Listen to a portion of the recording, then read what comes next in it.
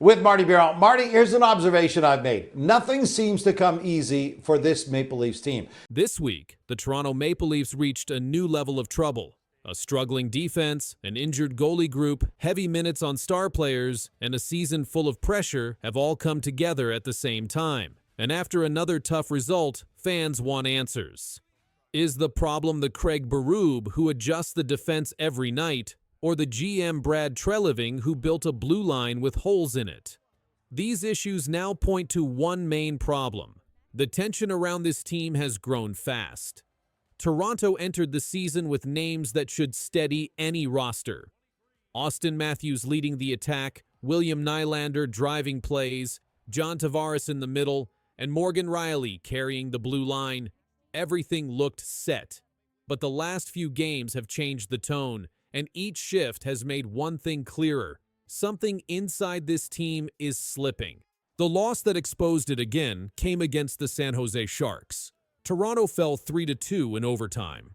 The Leafs allowed a late surge, gave up the final chance, and watched Alexander Wenberg score the winner. Dennis Hildeby made 29 saves, but the breakdown in overtime gave San Jose the opening they needed. It was another night where the Leafs built chances but still left with questions. The Sharks were near the bottom of the standings, yet Toronto could not close the game.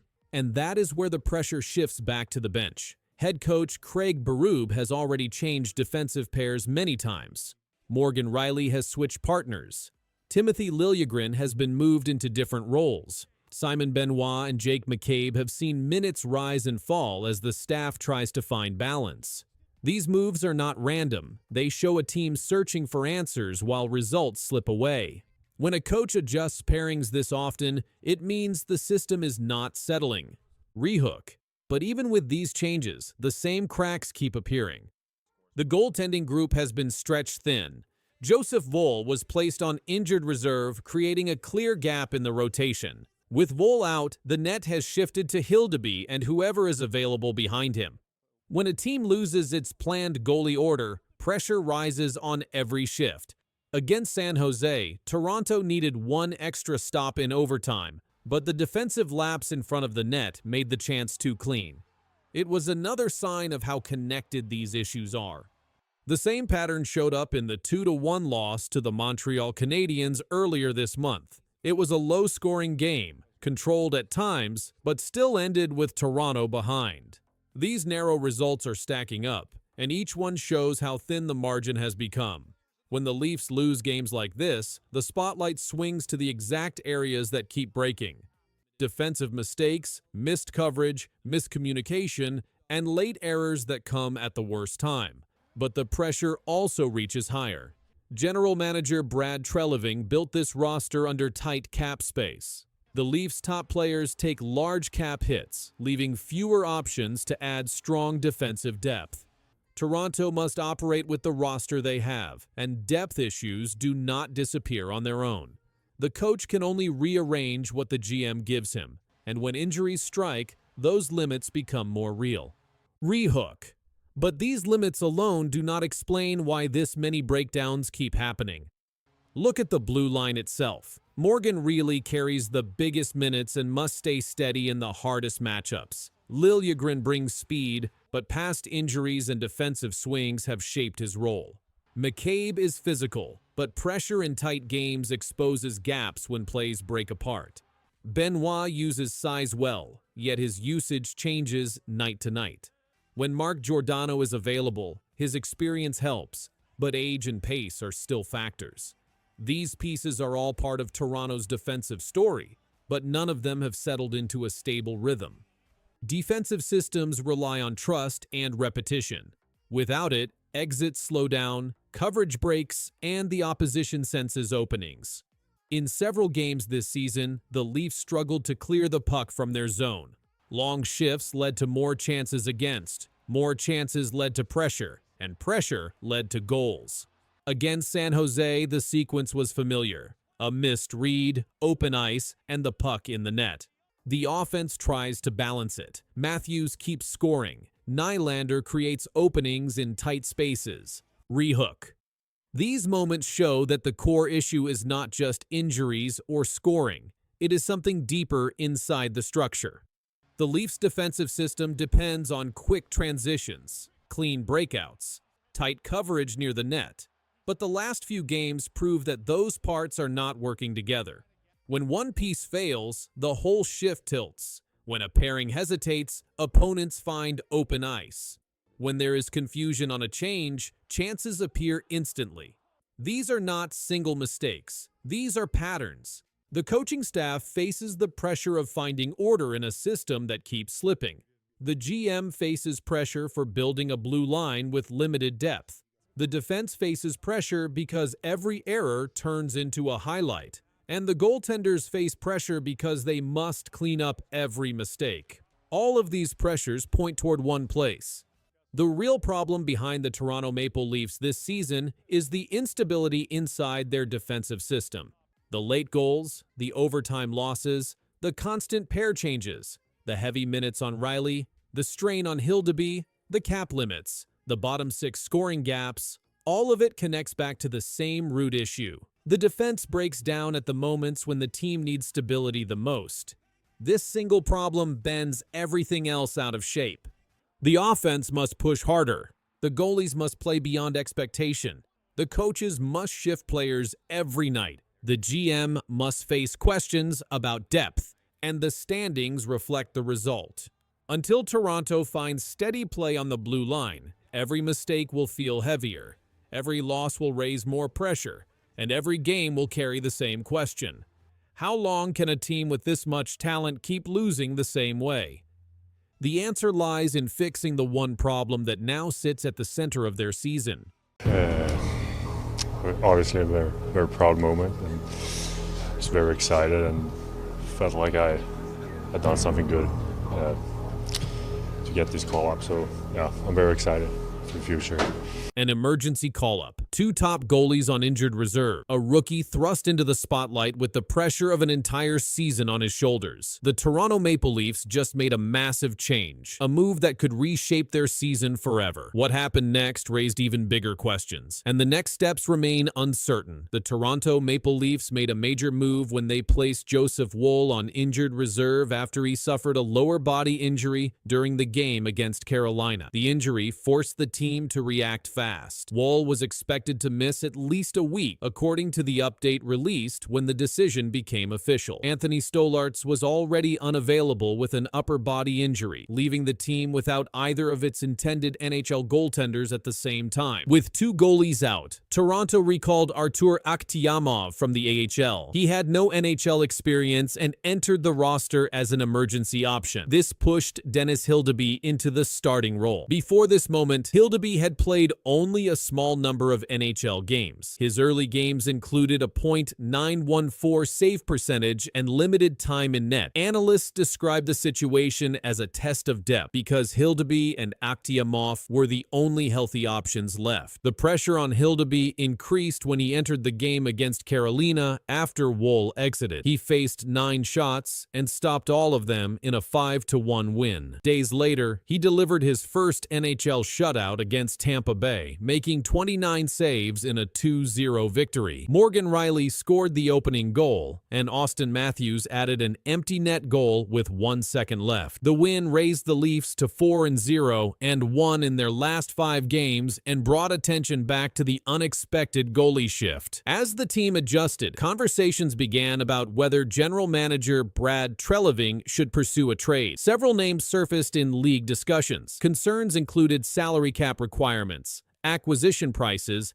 and limited assets available for Toronto to move. Some insiders highlighted that Treliving has often watched the waiver wire rather than making major trade swings. His AHL record included 41 games played with a .913 save percentage, showing he had handled heavy workloads before. Toronto now entered a period where every start carried more weight, and each game added more pressure on the sudden shift in goal. When discussions about trade options circulated, the picture became even clearer. The list of available goalies carried mixed results. Elvis Mertzlikins had played through inconsistent seasons in Columbus. Ukko-Pekka Luukkonen posted stretches of strong play in Buffalo, but also had shifts in performance. Laurent Brossoit had played behind rebuilding teams. Tristan Jarry carried a longer history as a starter, but came with questions about contract demands. Jordan Binnington's name appeared because of his history as a Stanley Cup champion, but his recent record included fluctuations in form. These details shaped the trade landscape and influenced how the Leafs evaluated their timing. Brad Treliving's past actions added more context. He had already brought in James Reimer and Caden Primo earlier in the season and later moved on from both. Reports also noted comments that Treliving often waits for waiver opportunities rather than spending major assets on short-term fixes. The Leafs' limited cap space made large trades more difficult to complete, especially with multiple player injuries elsewhere on the roster. Toronto's approach now depended on what Hildeby could sustain. His performance against Tampa Bay showed he could handle pressure in the short term. His earlier AHL record demonstrated his ability to manage long workloads. But these games marked the beginning of an extended test. With Vol and Stolarz still recovering, the Leafs prepared for the next stretch with a new starter, an unexpected backup, and a decision that placed their season on a different track.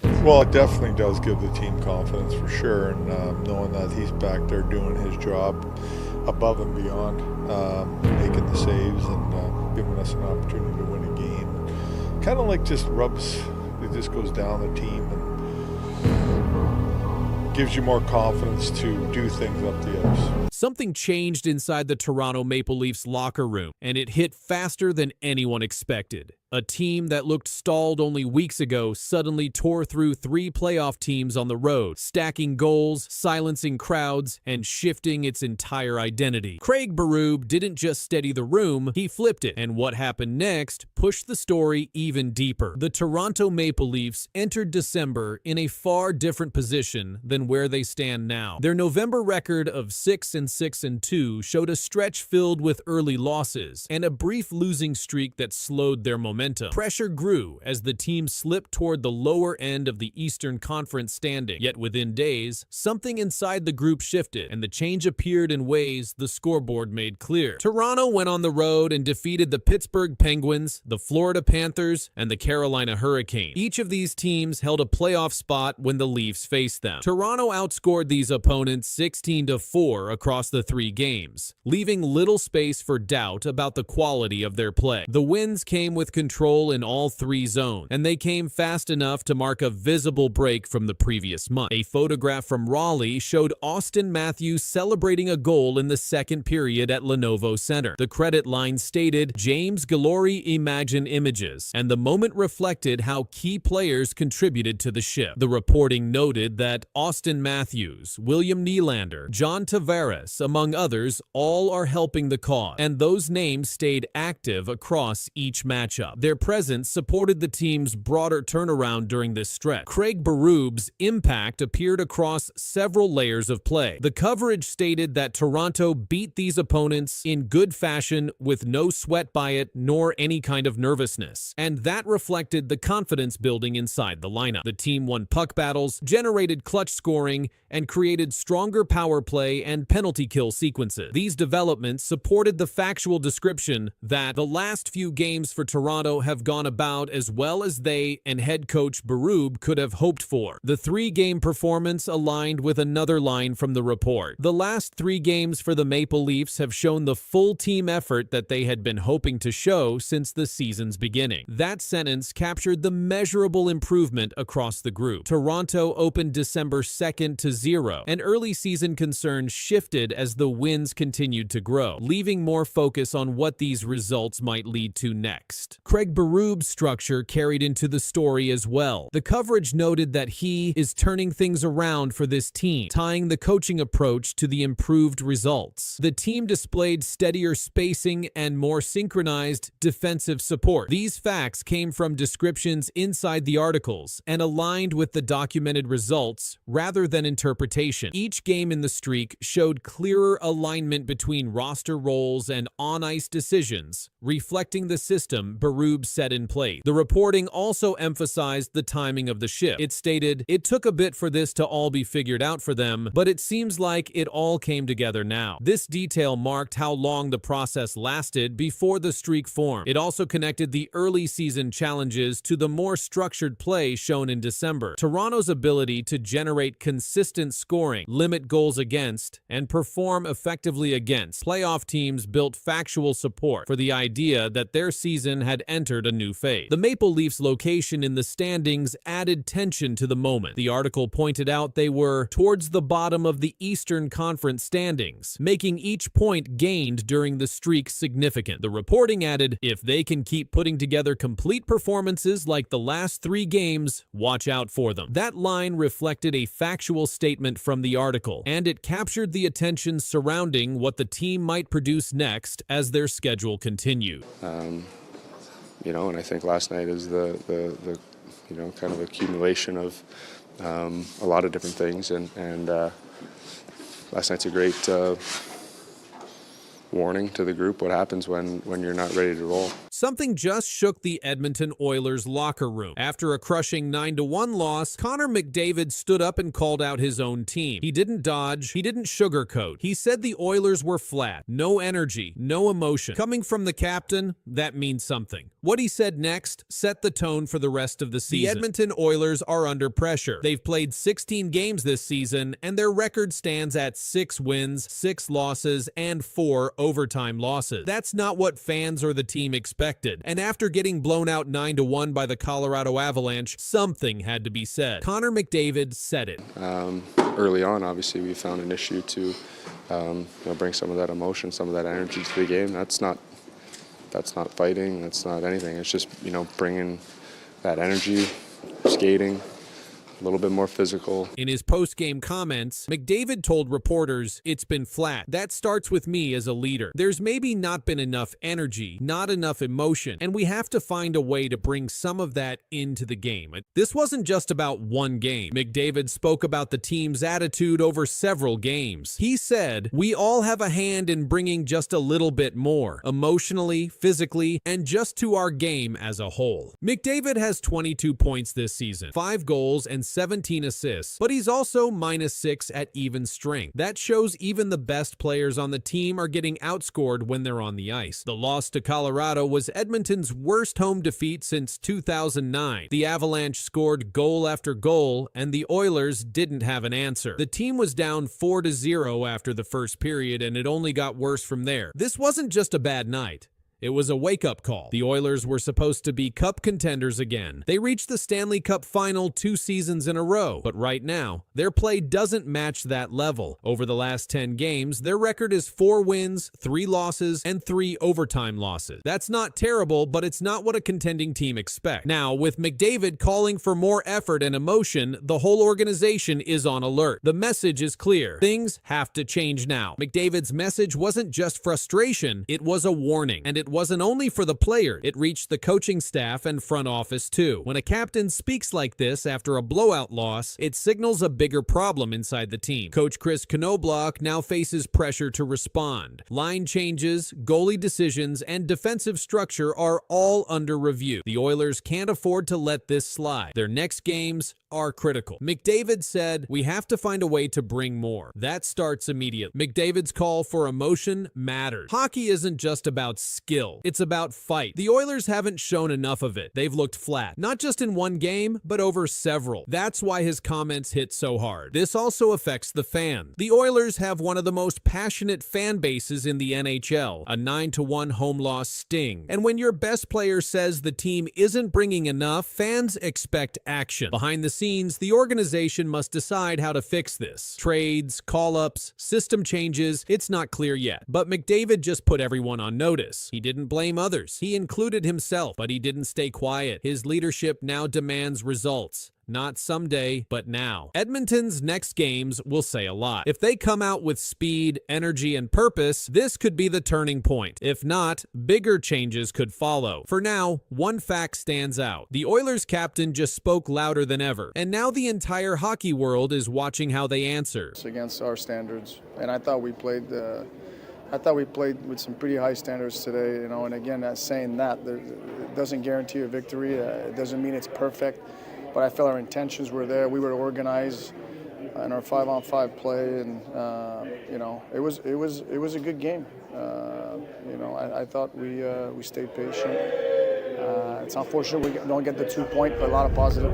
Martin St. Louis made a shocking announcement to the Montreal Canadiens on November 8, 2025. The goaltending controversy exploded 24 hours earlier when Jakub Dobes cried after losing. His veteran Samuel Montembeault ranked second worst in the NHL statistically. St. Louis canceled practice immediately. He called Dobes into his office. The decision he revealed would alter everything. Dobes stopped 24 of 28 shots in the 4-3 overtime defeat. His record dropped to 6-0-1. The loss came when Jesper Bratt scored 93 seconds into overtime with a backhand shot through the 5-hole. Dobes took full responsibility for the team's first overtime loss of the season. "We played good enough to win, just not good enough from my side," Dobes told reporters after the game. "I don't know, just really hard. This is a tough one. Just sucks. It happened last year. It happened this year. Lose to those guys in OT. So just disappointed in myself. That's pretty much it." The emotional display shocked media members present. NHL.com reporter Mike Montreal witnessed the scene firsthand.